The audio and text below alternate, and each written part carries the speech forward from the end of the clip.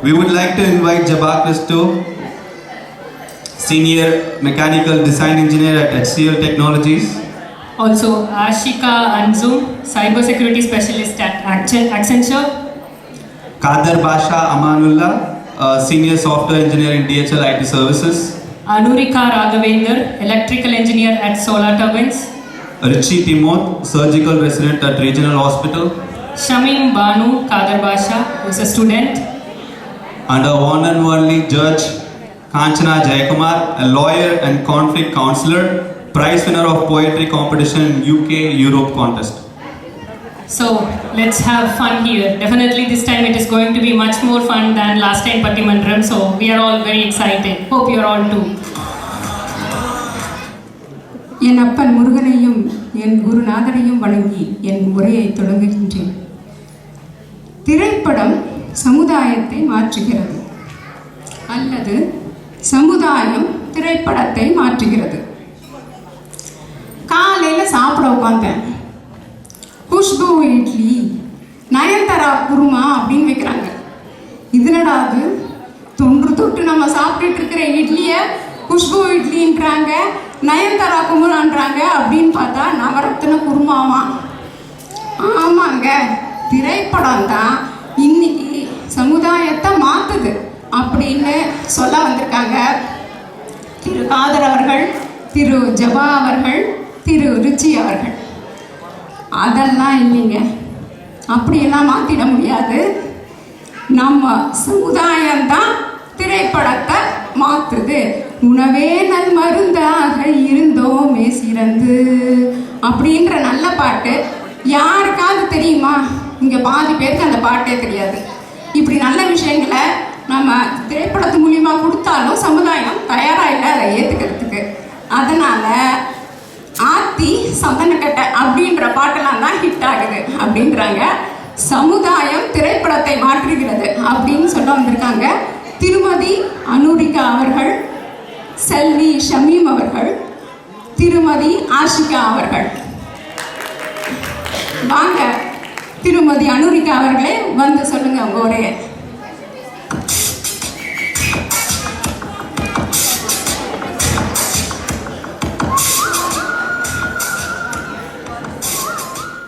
இங்கு கூடியிருக்கும் அனைவருக்கும் என் இனிய தமிழ் புத்தாண்டு நல்வாழ்த்துக்கள்.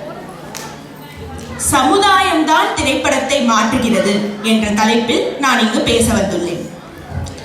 படம் சமுதாயத்தை மாத்துதுங்க. என்னடா மைக்க கையில கொடுத்தோடனே எதிர்கட்சிக்கு கோல் அடிக்கிறாள்னு பாக்குறீங்களா? அவங்க பக்கமும் ஏதோ கொஞ்சம் நியாயம் இருக்குன்னு ஒத்துக்கலாம், தப்பில்லை. ஆனா படம் மட்டும் சமுதாயத்தை மாத்தல.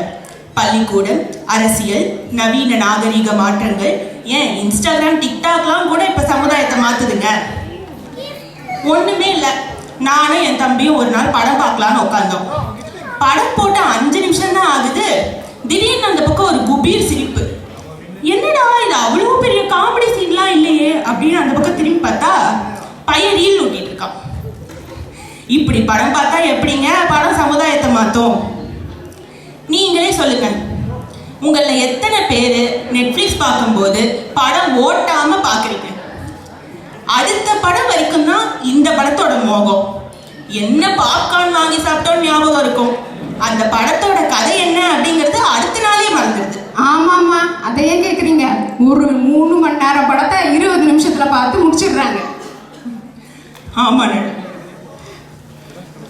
நம்ம கொஞ்சம் சிந்திச்சு யோசிச்சு பார்த்தோம் அப்படின்னா சமுதாயத்துக்கு ஏற்ற மாதிரி படம் தாங்க மாறிக்கிட்டே வருது. உதாரணத்துக்கு இது ஒன்று எடுத்துப்போம்.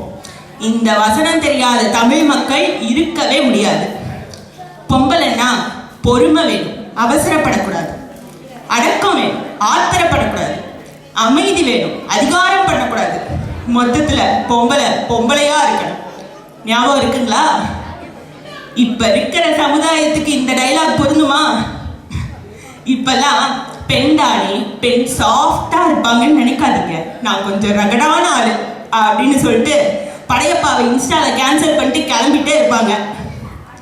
இதை எல்லாத்தையும் மீறி ஒரு திரைப்படம் நம் மனதை கவர்கிறது என்றால் அதன் ஒவ்வொரு அங்கமும் சமுதாயத்திலிருந்து தான் எடுக்கப்பட்டதாக இருக்கும்.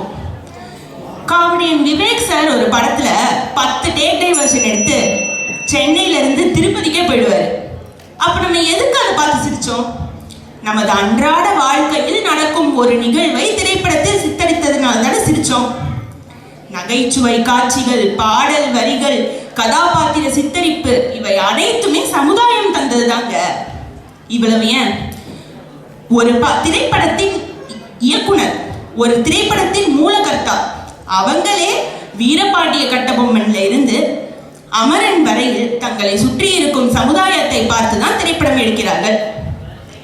கடைசியா ஒன்று கூறிக்கொண்டு விடைபெறுகிறேன் நடுவர் அவர்களே. சமுதாயம் திரைப்படம் இல்லாமல் வாழ்ந்துவிடும்.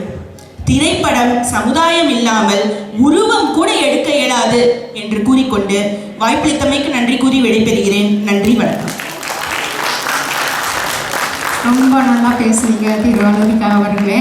பொம்பளைங்களை பற்றி அடக்கமாக இருங்கன்னு இனிமேல் தைரியமாக பாட்டு எழுதிடுவீங்களா அப்படின்னு கேட்குறாங்க. வாங்க திரு காதர் அவர்களே, வந்து உங்கள் உரையை சொல்லுங்கள். அனைவருக்கும் தமிழ் புத்தாண்டு நல்வாழ்த்துக்கள். இன்னைக்கு சினிமா இல்லாத இடமே இல்லைங்க. ஹேர் கட் பண்ண சலூனுக்கு போனால் சினிமா ஸ்டைலில் தான் cutting. GOAT style, Vikram style, Vidaamuyarchi style, ஏன் கங்குவா ஸ்டைல் கூட இருக்குங்க. அடுத்து லேடிஸ் பியூட்டி பார்லருக்கு போய் பாருங்க. ஒவ்வொரு மேக்கப்புக்கும் ஒரு ஹீரோயின் பேர் தான் வச்சிருப்பாங்க. Trisha pony tail, Nayanthara eyebrow. உங்களுக்கு ரொம்ப மேக்கப் வேணாம், எனக்கு நார்மலாக இருக்கணும்னு சொன்னீங்கன்னா சாய் பல்லவி நேச்சுரல் க்ளோ. இப்படி எல்லா இடத்துலையும் சினிமா தாங்க இருக்கு. நம்ம குழந்தைங்களை எடுத்துங்க. அந்த காலத்தில் நிலாச்சோறு, பின்னால கார்ட்டூன் தேவைப்பட்டுச்சு. இப்போ பூஜா, ராஷ்மிகா, தமன்னாவுடைய டான்ஸ் இல்லாமல் சாப்பாடு இறங்க மாட்டேங்குது. இன்றைய சமுதாயத்துக்கு புத்தகம் வாசிக்கிற பழக்கம் கொஞ்சமும் இல்லாமல் போயிடுச்சு, ரொம்ப குறைஞ்சிடுச்சு. ஒரு வரலாற்றை மக்களிடம் சேர்க்கும் ஆயுதமாக இந்த சினிமா இருக்குங்க. உதாரணமாக மதராசப்பட்டினம், பொன்னியின் செல்வன், இப்படி பல படங்கள். பூமர் சமூகமாக இருந்ததை இன்னைக்கு ஹியூமர் சமூகமாக மாற்றினதே இந்த சினிமா தாங்க. எப்படின்னா, இன்னைக்கு சோஷியல் மீடியாவில் எல்லா ரியாக்ஷனுக்கும் சினிமா மீம்ஸ் தான் யூஸ் பண்ணுறோம். வார்த்தையால் சொல்ல முடியாதது கூட இந்த சினிமா மீம்ஸ் ரொம்ப ஈஸியாக சொல்ல வைக்குது. நம்ம வெளிநாட்டுக்கு வர்றதுக்கு முக்கிய காரணமே இந்த சினிமா தாங்க. நான் சென்னையில் வேகாத வெயிலில் பைக்கில் வீட்டுக்கும் ஆஃபீஸுக்கும் அலைஞ்சிட்டு இருந்தேன். சில்லுன்னு ஒரு காதல், வாரணம் ஆயிரம், ஜீன்ஸ், இந்த மாதிரி படம்லாம் பார்த்து தான் வெளிநாட்டுக்கு வரணுங்கிற ஆசையே வந்துச்சு. அன்பே இருவரும் பொடி நடையாக அமெரிக்காவை வலம் வருவோம், கடல் மேல் சிவப்பு கம்பளம் விரித்து ஐரோப்பாவில் குடி புகுவோம். இப்பெல்லாம் கம்பளத்துல வந்தீங்கன்னா குளிரி தள்ளிடுமே, எப்படி வருவீங்க? நான் ரீசெண்டாக சென்னைக்கு போனப்ப பார்த்தா நானே அங்கிள்னு கூப்பிடுறவங்களாம் அரை ட்ரௌசர் போட்டுக்கிட்டு கண்ணு கூசுற மாதிரி சட்டையை மாட்டிக்கிட்டு தலையில் முடி இருக்கோ இல்லையோ பென்ஷன் காசை வாங்கின கையோட சலூனுக்கு போய் உட்கார்றாங்க. இவங்களுக்கெல்லாம் அந்த கான்ஃபிடென்ட்டை கொடுக்கறது யாருங்க? 70 வயதுக்கு மேலாகியும் இன்னமும் சினிமாவில் நடிச்சிட்டு இருக்காங்கல்ல, நம்ம ஹீரோக்கள் தாங்க. சினிமா இன்ஃப்ளூயன்ஸ் சில சமயங்களில் நமக்கு பேக் ஃபயர் கூட ஆகுங்க. எப்படின்னா, சினிமாவில் ஹீரோயினுக்கு கால் உடைஞ்சா நம்ம ஹீரோயினை தூக்கிக்கிட்டு சுற்றுவார். அதை பார்த்துட்டு நம்ம வீட்டம்மா நம்ம கிட்ட அதையே எதிர்பார்ப்பாங்க. நம்மளும் ஒரு ஆர்வ கோளாறுல அதை ட்ரை பண்ணணும்னு வச்சுங்களேன், அவ்வளோதான், முதுகு பிடிச்சி ஒரு வாரத்துக்கு ஹாஸ்பிட்டலில் தான் அட்மிட் ஆகணும். அவர்களே, இங்கெல்லாம் ரொம்ப ஜாக்கிரதையாக இருக்கணும். அப்பாயின்மெண்ட் கூட கிடைக்காது டாக்டர்கிட்ட, அதனால பார்த்து பண்ணுங்க. கவலைப்படாதீங்க, நம்ம டாக்டர் ரிச்சி இருக்காரு, அவர் பார்த்துப்பாரு. அப்போ ரொம்ப நல்லது.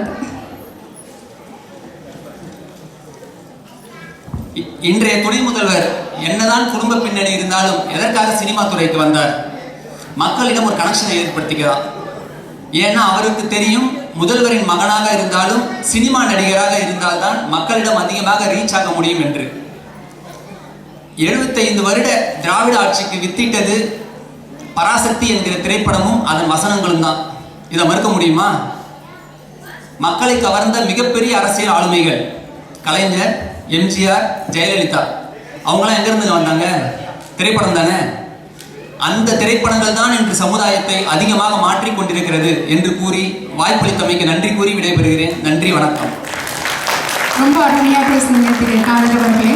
எங்களுடைய முதலமைச்சர்கள் எல்லாருமே திரைப்படத்துல இருந்து தான் வந்தாங்க அப்படின்னு சொல்லிட்டாரு. வாங்க செல்வி ஷமீம் அவர்களே வந்து உங்க உரையாற்றுங்க.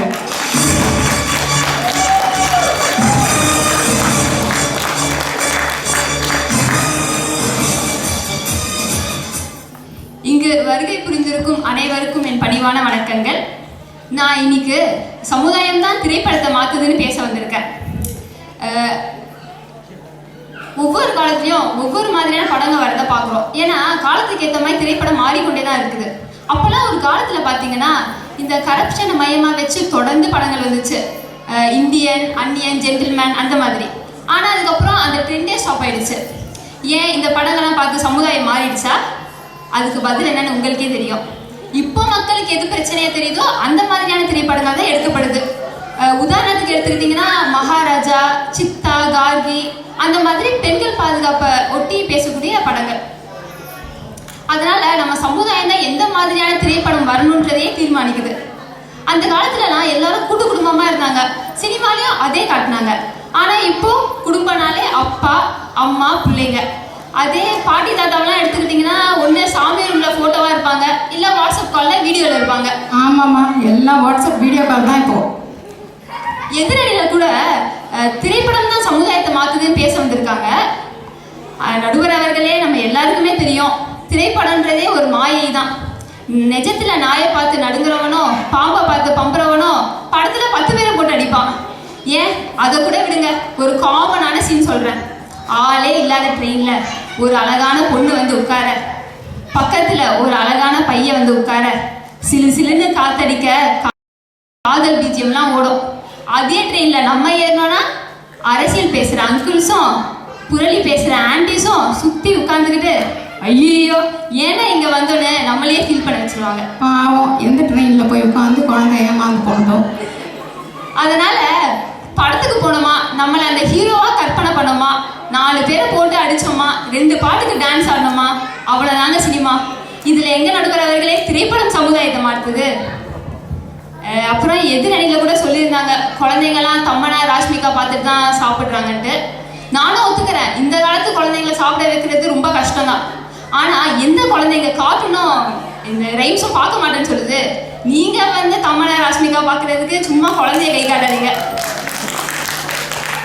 அப்புறம் முன்னாடி பேசும்போது எங்கள் அப்பா சொன்னார், அவர் இந்த சினிமா திரைப்படம்லாம் பார்த்து தான் வெளிநாட்டுக்கு வந்தாருன்னு. எங்கள் பாட்டி வந்து அவங்க நகையெல்லாம் விற்று, எங்கள் தாத்தா சொத்தெல்லாம் விற்று படிக்க வச்சா காலேஜை கட்டடிச்சுட்டு சினிமாவுக்கு போனது இல்லாமல் அதனால தான் நான் இங்கே வந்த வேற சொல்கிறாங்க. நீங்களே பார்த்துக்கோங்க நடுவர்களே. கடைசியாக இதை சொல்லி என் உரையை முடிச்சுக்கிறேன். திரைப்படம்ன்றது ஒரு கண்ணாடி மாதிரி, சமுதாயம்ன்றது நம்ம முகம் மாதிரி. நம்ம முகம் எப்படி இருக்குன்றது தான் கண்ணாடி காட்டும். ஆனால் நம்ம முகத்தை சுத்தமாக வச்சுக்கிறது நம்ம கையில் தான் இருக்குது. நல்லது ஒரு வாய்ப்புக்கு நன்றி கூறி விடைபெறுகிறேன். நன்றி. ரொம்ப அழகாக பேசுனீங்க செல்வி ஷமீம் அவர்களே. குழந்தைங்களுக்கு ஊட்டுறது முதற்கொண்டு எப்படி திரைப்படம் உதவுதுன்னு சொல்லிட்டாங்க. வாங்க திரு ஜபா அவர்களே வந்து உங்கள் உரையாற்றுங்க.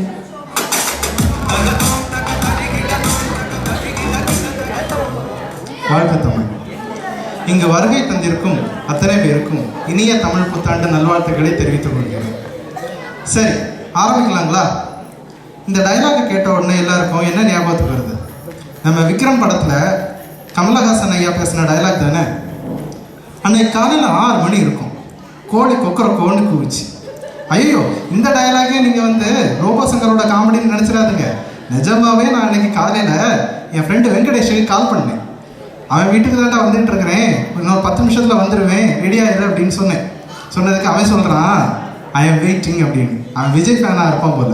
இப்படி எங்கே திரும்பினாலும் நடுவர் அவர்களே என்னால் சினிமா டைலாக் தான் கேட்க முடியுது. இப்போ சொல்லுங்கள், சமுதாயம் திரைப்படத்தை மாற்றுதா இல்லை திரைப்படம் சமுதாயத்தை மாற்றுதான்னு? நாங்களும் வெயிட் பண்ணுறோம், முழுசாக பேசி முடிங்க பார்க்கலாம். நடுவர் அவர்களே, எதிரணி நண்பர்கள் என்ன சொல்ல போகிறாங்கன்னு எனக்கு தெரியும். சமுதாயத்தை பார்த்து தான் திரைப்படத்தை எடுக்கிறாங்கன்னு. இதே பட்டிமன்றத்தை ஒரு 40-50 வருஷத்துக்கு முன்னாடி வச்சிருந்தா நானே எதிரணியில் தான் உட்காந்துருப்பேன். ஆனால் என்ன பண்ணுறது, எங்கள் அம்மா என்ன 30 வருஷத்துக்கு முன்னாடி தானே பெற்று போட்டாங்க. அந்த காலத்துலேயும் படங்களை எடுத்தாங்க. உதாரணத்துக்கு வீரபாண்டிய கட்டபொம்மன், மகாகவி காளிதாஸ், கப்பலோட்டிய தமிழன், ராஜராஜ சோழன், ஏன் நம்ம கமலஹாசன் ஐயா நடித்த பாபநாசம் படத்தில் என்ன வந்துச்சு? இப்போ நியூஸ் சேனலை பார்த்தாலே பாபநாசம் படத்தில் வருவது போல் கொலை செய்துவிட்டு மொபைலை தூக்கி குஜராத் செல்லும் லாரியில் போட்டு கொலைகாரன் தப்பி ஓட்டம் அப்படின்னு தான் இருக்கு. இப்போ சொல்லுங்க நடுவர் அவர்களே, யாரை பார்த்து காப்பி அடிச்சுட்டு இருக்காங்க? யாரடி நீ மோகினி, படிக்காதவன், உத்தமபுத்திரன், நீ எந்த படத்தை எடுத்தாலும் நம்ம தனுஷுக்கு ரொம்ப ஃபேவரட்டான டயலாக் என்னன்னா, ஏ லூசு அப்படின்னு எல்லா காதலிகளையும் போய் காதலிக்கிறது. இதை பார்த்துட்டு நம்ம பையனுங்க ஏ லூசுன்னு அவங்கவுங்க காதலிகள்கிட்ட போய் சொல்லி செருப்படி வாங்கின சம்பவம்லாம் இருக்கு நடுவர் அவர்களே. இப்போ ஷமீம் என்ன நினைக்கிறாங்கன்னு எனக்கு புரியுது. இவன் தான் எங்கேயோ வசமாக வாங்கிட்டு யாரோ வாங்கின மாதிரி சொல்லிட்டு இருக்கிறாங்க. இல்லை நல்லா யோசிங்க. சிலப்பதிகாரம் நம்மளுக்கு என்ன சொல்லி தந்திருக்கு? கண்ணால் காண்பதும் பொய், காதால் கேட்பதும் பொய், தீர விசாரிப்பதே மெய். அதனால நீங்கள் இப்போ காதலை கேட்டது ஒரு பொய், சரியா? முன்னாடி எல்லாம் கல்யாணம் பண்ணால் ஒரு குரூப் ஃபோட்டோ எடுப்பாங்க. ஆனால் இப்போல்லாம் அப்படி இல்லை. Post wedding, wedding shoot, pre wedding photo shoot, அது தண்ணி ஃபோட்டோகிராஃபர்ஸ் நல்லா கல்லா கட்டுறாங்க. இந்த பீச் சைட்லாம் இப்போ நம்மளால போக முடியல. மரத்துக்கு மேலே ஏறி தலைகளாக நின்று தான் ஃபோட்டோ எடுப்பேன்னு சொல்லிட்டு ஃபோட்டோ ஷூட் பண்ணிகிட்டு இருக்கிறாங்க.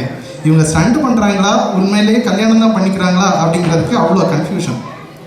2 வருஷம் முன்னாடி மாடிப்படியிலேருந்து இறங்கும்போது கால் சுருக்கிடுச்சு நடுவர் அவர்களே. நொண்டி ஆஃபீஸ் போனால் என்னடா கட்டம் சரியில்லை போல அப்படின்னு கொலை கலாய்க்கிறான். ஏன்னா இந்த வின்னர் படத்தில் வடிவேலு சார் நடந்த ஸ்டைல் அப்படி. சினிமா நம்ம வாழ்க்கையில் பிறப்புல இருந்து இறப்பு வரைக்கும் அப்படியே புரட்டி போட்டிருக்குதுங்க. ஏன் அவ்வளோ விடுங்க. இந்த போன மாதம் நடிகர் விஜயும் த்ரிஷாவும் ஒரு கல்யாணத்துக்கு போயிருக்காங்க. என்ன ஆச்சு? என்னதான் ஆச்சு? எங்கே பார்த்தாலும் நடிகை த்ரிஷா வெட்டிங் கலெக்ஷன் அப்படின்னு சொல்லிட்டு சாரியை போட்டு அமேசான்லேருந்து ஆரம்பித்து தெருக்கோட வரைக்கும் விற்க ஆரம்பிச்சிட்டாங்க. ஏன் நடுவர் அவர்களே, நீங்கள் கட்டிருக்கக்கூடிய சாரி கூட நடிகை த்ரிஷா மாடல் சாரி மாதிரி தான் இருக்குது. இது சுத்தமான காஞ்சிபுரம் பட்டு. நீங்கள் தயவுசெய்து உரையை தொடருங்கள். எனவே நடுவர் அவர்களே, தங்களுக்கு தெரியாத சட்டம் ஒன்றும் இல்லை. அதில் எந்த சட்டம் சிறந்தது என்று நீங்களே ஆராய்ந்து நல்லதொரு தீர்ப்பை நடுவர் கூறுவார் என்று வாய்ப்புக்கு நன்றி கூறி விடைபெறுகிறேன். நன்றி, வணக்கம். ரொம்ப அருமையாக சொன்னீங்க திரு ஜெபா அவர்களே. புடவை முதற்கொண்டு கொலை வரை சினிமாவை பார்த்து தான் வருதுன்றாங்க. வாங்க திரு ஆஷிகா அவர்களே, வந்து உங்களுடைய உரையாற்றுங்கள். இங்கு கூடியுள்ள அனைவருக்கும் என் தமிழ் புத்தாண்டு நல்வாழ்த்துக்கள். சமுதாயம் தாங்க திரைப்படங்களை மாற்றுது. திரைப்படம் ஒருபோதும் சமுதாயத்தை மாற்றினது இல்லை. அப்படி இனிமேல் மாற்றுதுன்னா சந்தோஷப்படுற முதல் ஆள் நானாக தான் இருப்பேங்க. என்னென்ன சொல்கிறாங்க பாருங்க, கம்பி கட்டுற கதையெல்லாம் சொல்கிறாருங்கிற மாதிரி நம்ம ஜெபா அவர்கள் வந்து சொன்னார். பாபநாச படத்தை பார்த்து குற்றவாளி குற்றம் பண்ணானா, மொபைல் ஃபோனை தூக்கி குஜராத் செல்லும் லாரியில் போட்டானா. நான் கேட்குறேன், அந்த போலீஸ்காரர் வந்து எஃப்ஐஆர் ரிப்போர்ட் இப்படியா ஃபைல் பண்ணியிருப்பாரு? இல்லை அந்த சார்ஜ் ஷீட்டை படிச்சுட்டு தான் ஜட்ஜு சிரிச்சிருக்க மாட்டாரா? நல்லா சிந்திச்சு பாருங்க மக்களே, சிந்திச்சு பாருங்க. ஆனால் ஒவ்வொரு இயக்குனரும் திரைப்படம் எடுக்கும்போது அவங்க ரெஃபரன்ஸாக பார்க்கறது எதுங்க? நம்ம சமுதாயத்தை தானே. காதல் படமாகட்டும், காமெடி படமாகட்டும், இல்லை சண்டை காட்சிகளாகட்டும், எல்லாமே ஏதோ ஒரு வகையில் அவங்க சமுதாயத்தை தானேங்க பார்க்குறாங்க. திரைப்படங்கள் சமுதாயத்தை மாற்றி இருக்கணும்னா எனக்கு ஒரு உண்மை தெரிஞ்சாகணும் நடுவர் அவர்களே, உண்மை தெரிஞ்சாகணும். பெண்களோட கனவுகள் நிறைவேற மாதிரி எத்தனை படங்கள் வந்திருக்குங்க. குஞ்சன் சக்சேனா, மேரி கோம், கனா, தங்கல், மிஸ் யூனிவர்ஸ், இப்போ வர தாய்க்கிழவி வரைக்கும் பெண்களை மையமாக வச்சு வருது. ஆனால் இப்பத்துல நிஜமாலுமே பெண்களோட வாழ்க்கை முன்னேறி இருக்கா, இல்லை கனவுகள் தான் நிறைவேறி இருக்கா? யோசிச்சு தான் பார்க்கணும். வால்டர் வெற்றிவேல் வேட்டையாடு விளையாடு, காக்க காக்க, சிங்கம் 1, 2, 3, சிறுத்தை, சாமி 1, 2. சாமினா பக்தி படம் இல்லைங்க, நம்ம சியான் விக்ரம் நடிச்ச சாமி. இந்த மாதிரி பல படங்கள் காவல்துறையை மையமாக வச்சு வந்திருக்கு. இதையெல்லாம் பார்த்து இன்ஸ்பயர் ஆகி காவலாளிகள் நிஜ வாழ்க்கையிலும் ஹீரோஸா மாறி இருந்தா, இப்ப நம்ம ரீசெண்டா கேள்விப்பட்டோம் சாத்தான் குளத்தோட அப்பா மகன் கொலை வழக்கு. இது நடந்திருக்காது இல்லைங்களா? பல வருஷங்களுக்கு முன்னாடி இது மாதிரியே ஒரு சம்பவம் நடந்து அதை மையமா வச்சு வந்த படம் தான் திரு சூர்யா அவர்கள் நடித்த ஜெய்பீம். தில்வாலே துல்ஹனியா லே ஜாயேங்கே, காதலுக்கு மரியாதைன்னு தொடங்கி இப்ப வர காதல் படங்கள் வரைக்கும் கிளைமாக்ஸ்ல என்னங்க நடக்குது? பெற்றோர்கள் காதலுக்கு சம்மதம் தெரிவிச்சிடறாங்க, சுபம்னு முற்று பெற்றது. ஆனா நிஜத்துல அந்த மாதிரி நடக்குதா? அப்படி நடந்திருந்தா எவ்வளவு ஆணவ படுகொலைகள் வந்து தடுக்கப்பட்டிருக்கும் நினைச்சு பாருங்க. கர்ம வீரர் காமராஜர், அம்பேத்கர் போன்ற பெரும் தலைவர்கள் வாழ்ந்த அவர்களுடைய வரலாற்றை நமக்கு எவ்வளவோ திரைப்படங்கள் காமிச்சிருக்கு. அதையெல்லாம் பார்த்து இன்ஸ்பயர் ஆயிருந்தா இன்னைக்கு நம்ம அரசியல்வாதிகள் எப்படி மாறி இருந்திருக்கணும், நம்ம நாடு எப்படி மாறி இருந்திருக்கணுங்கிறது நான் சொல்லி உங்களுக்கெல்லாம் தெரிய வேண்டியது இல்லை. சரிங்க, இது எல்லாத்துக்கும் மேல pre wedding shoot, post wedding shoot, ஸ்டண்ட்னு என்னென்னவோ பண்றாங்கன்னு சொன்னாரு. என்னதான் பண்ணாலும் பாரம்பரிய முறைப்படி தாலி தானங்க அழகா கட்டிக்கிறாங்க. ஆட்டை கடிச்சு மாட்டை கடிச்சு கடைசியில் எங்க நடுவர் அவர்களே கடிச்சிட்டாரு நம்ம ஜெபா அவர்கள். இது வந்து நயன்தாரா புடவையா திரிஷா புடவையான்னு கேட்டாரு. என்னென்ன காப்பிங்க எல்லாம் எங்களோட சமுதாயத்துல பாரம்பரியமா இருக்க புடவைய பார்த்து அவங்க காப்பி அடிச்சுட்டு நாங்க அவங்கள பார்த்து காப்பி அடிச்சோமா. சரி, நம்ம காதர் அவர்களுக்கு நான் மிகப்பெரிய நன்றி சொல்லிக்கிறேன். ஏன்னா அவரே எங்க அன்னைக்காக பேசியிருக்காருங்க. வரலாற்றை மக்கள் இடத்துல கொண்டு போய் சேர்க்கிற முக்கிய ஆயுதம் திரைப்படம்னாரு. வரலாறு எங்க இருந்துங்க? வானத்துல இருந்தா குதிச்சுச்சு. நம்ம சமுதாயத்துல வாழ்ந்து படைச்சவங்க படைச்சதுதான் வரலாறு. திராவிட ஆட்சிக்கு வித்திட்டது பராசக்திங்கிற திரைப்படம், அதை நான் மறுக்கலைங்க. ஆனா பராசக்தி படம் அவர் பார்த்திருக்காரான்னு எனக்கு கொஞ்சம் சந்தேகமா இருக்கு. ஏன்னா 2ஆம் உலக போர்ல ஒரு தனி மனிதனோட வாழ்க்கை எப்படியெல்லாம் மாறிச்சு, அந்த குடும்பத்தார்கள் எவ்வளவு இன்னல்களை சந்திச்சாங்கிறத காமிச்ச படம் தான் பராசக்தி. நம்ம செவாலியர் சிவாஜி அவருடைய வாழ்க்கையிலே திருப்பு முனையா அமைஞ்சது அந்த படம் தான். அது எதுங்க? உண்மையான சம்பவத்தை மையமா வச்சு வந்தது தானே. நம்ம செல்லக்குட்டி ஷமீம் பேசினப்ப சொன்னாங்க, திரைப்படங்கிறது கண்ணாடி மாதிரிங்க. உண்மைதான். கண்ணாடி முன்னாடி போய் நீங்க என்ன காமிக்கிறீங்களோ அதுதான் உங்களுக்கு திரும்ப காட்டும். அப்படி காட்டாதது புதுசா உங்களுக்கு காட்டுதுன்னா நல்லா ஞாபகம் வச்சுக்கோங்க, அது ஹாரி பாட்டர் சீரீஸ்ல வர மாய கண்ணாடியா தான் இருக்கும். அமானுஷ்யம் இருந்தது பேய். பேயை பார்த்தா என்ன பண்ணும்? தெரிஞ்சு ஓடிடணும். இப்ப இந்த 3 பேர் ஓட போறாங்க பாருங்க, அந்த மாதிரி. நடுவர் அவர்களே, எங்க பக்கம் இருக்கிறது பூரா ஒரிஜினல்ஸ், இவங்க பூரா ஃபர்ஸ்ட் காப்பி. ஓஜி பக்கம் எங்க சைடு நீங்க தீர்ப்பு வழங்குவீங்கன்னு நம்பி நன்றி கூறி தெரிவிக்கிறேன். நன்றி, வணக்கம். ரொம்ப அருமையாக பேசுறது திரு ஆஷிகா அவர்களே. பேரே பிசாசு எல்லாம் பயமுறுத்திட்டாங்க. வாங்க திரு விஜய் அவர்களே வந்து உரையாற்றுங்க. பெரியோர்களே, தாய்மார்களே, என்ன வாழ வைக்கும் தெய்வங்களான தமிழ் மக்களே, பார்த்தீங்களா நடுவர்களே, சினிமா எந்த அளவுக்கு சமுதாயத்தில் ஊடுருவிருக்குன்ட்டு. என் நெஞ்சில் குடியிருக்கும்னு ஆரம்பிக்கலாம் தான் இருந்தேன். இப்போ கொஞ்ச நாளா நிலைமை சரியில்லை.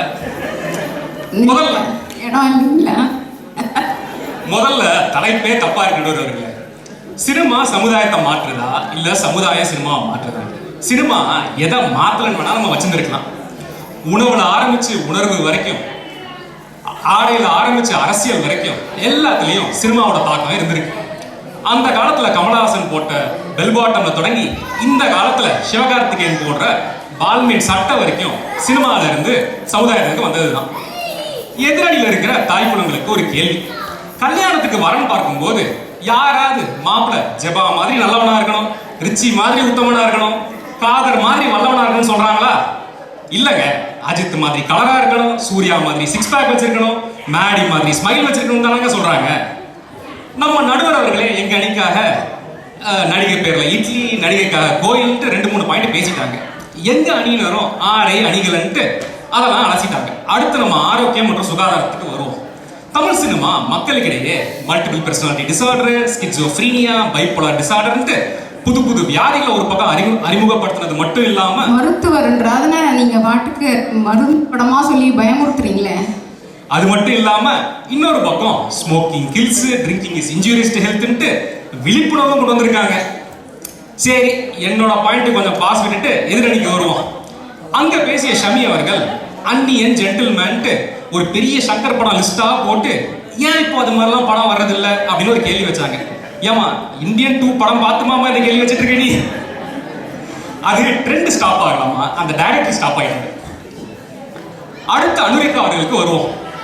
எங்க பக்கத்துல சேர் போட்டு உட்காந்து பேச வேண்டிய ஆளு தெரியாம அந்த பக்கம் உட்காந்துட்டாங்க.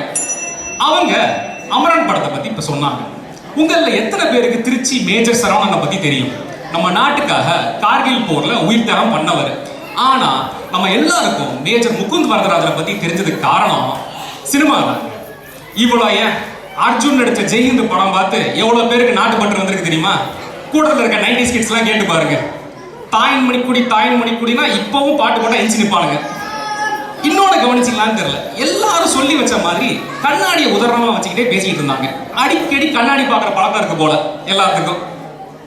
அதுலயும் இறுதியா பேசிய ஆஷிகா அவர்கள் பேய் கண்ணாடியில தெரியுமா தெரியாதான்னு ஏதோ பேசிக்கிட்டு இருந்தாங்க. அந்த பேய்க்கு உருவம் கொடுத்தது நம்ம சுந்தர் சீதான்றதான் மறந்துட்டாங்க போல. தலைவன் அரண்மனை 1 2 3 4 5 போய்கிட்டே இருக்காப்புல. சரி, திருப்பி நம்ம பாயிண்ட்டுக்கு வருவோம். தமிழ்நாட்டில் இருந்து 5000 மைல் தள்ளி இருக்கிற செக் குடியரசுல நடக்கிற தமிழ் புத்தாண்டு விழாவில் தமிழ் சினிமா பாடல்களோ வசனங்களோ இல்லாம நம்ம ஒரு நிகழ்ச்சியை நினைச்சு பார்க்க முடியுமா? வெளிநாட்டில் வாழ்ற எவ்வளவோ குழந்தைகள் சினிமால இருந்து தான் தமிழ் மொழியையும் தமிழ் கலாச்சாரத்தையும் கத்துக்கிறாங்க. ஏன் வெளிநாட்டில் பிறந்து வளர்ந்த என்னோட மனைவியே அங்கிருந்தாங்க கத்துக்கிட்டாங்க.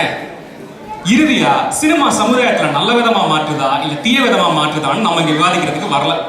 ஆக மொத்தத்துல ஏதோ ஒரு விதத்துல அது மாற்றுதுன்னு சொல்லி என் உரையை முடிக்கிறதுக்கு முன்னாடி நடுவர் அவர்களே, எப்படியும் முருகப்பெருமான மனசுல வச்சுட்டு தான் தீர்ப்பு சொல்லுவீங்கன்னு தெரியும். அப்படி சொல்லும்போது திருவிளையாடல், கந்தன் கருணை போன்ற படங்களையும் மனதில் வைத்துக் கொண்டு தீர்ப்பு கூறுமாறு கேட்டுக்கொண்டு விடைபெறுகிறேன். நன்றி, வணக்கம். இரு தரப்பினரும் ரொம்ப அருமையாக அவங்களோட கருத்துக்களை தெரிவிச்சாங்க. படத்தை பார்த்து தாங்க என்னமோ இன்னைக்கு காதல், கொலை, அடிதடி வர்றது உண்மைதான். அதாவது சேலை காற்றுல பறக்கிற மாதிரி, ப்ரீ ஷூட், போஸ்ட் ஷூட், மேலே சாஞ்சிக்கிற மாதிரி, இது எல்லாமே திரைப்படத்தை பார்த்து தான் இன்னைக்கு சமுதாயம் கற்றுச்சு. ஆனால் அதே சமயத்தில் மதுரையை மீட்ட சுந்தரபாண்டியன், வீரபாண்டிய கட்டபொம்மன் இதையெல்லாம் பார்த்து இந்த சமுதாயம் தேசபக்தி, ஒற்றுமை இதையெல்லாம் கற்றுக்கணும், அதையெல்லாம் கற்றுக்கிட்ட மாதிரி தெரியவே இல்லை அப்படின்றாங்க இவங்க. அதே மாதிரி நம்மளுடைய குடும்ப ஒற்றுமையை பற்றி, கலாச்சாரத்தை பற்றி படம் எடுத்தா இதெல்லாம் பிற்போக்கு சிந்தனை, இதெல்லாம் மூட நம்பிக்கை அப்படின்னு சொல்லி தள்ளி விட்டுருக்கு இந்த சமுதாயம். சமுதாயம் மட்டும் என்ன, அதாவது நாங்கள் படம் எடுக்கிறது என்ன தியாகிங்களா? கண்டிப்பாக சமுதாயம் விரும்புகிற மாதிரி ஓடுற மாதிரி படத்தை தான் நான் கொடுக்க முடியும் அப்படின்னு சமுதாயம் கேட்குது. இந்த பக்கம் என்னன்னா திரைப்படத்தை பார்த்து தான் காதல் வருது அப்படின்னு சொல்லிட்டு இருக்காங்க. இப்போது ஒரு சின்ன சந்தேகம், கோழியிலேருந்து முட்டை வந்ததா, முட்டையிலேருந்து கோழி வந்ததா? இந்த பதில் நம்மளுக்கு இன்னும் தெரியவே இல்லைங்க. எப்போ இந்த பதில் தெரிய வருதோ அன்னைக்கு நாங்களும் திரைப்படத்தினால சமுதாயம் மாறுதா இல்லை சமுதாயத்தினால திரைப்படம் மாறுதா அப்படின்னு சொல்கிறோம். வாய்ப்பளித்த தமிழ் சங்கத்திற்கு நன்றி கூறி விடைபெறுகிறோம். நன்றி, வணக்கம்.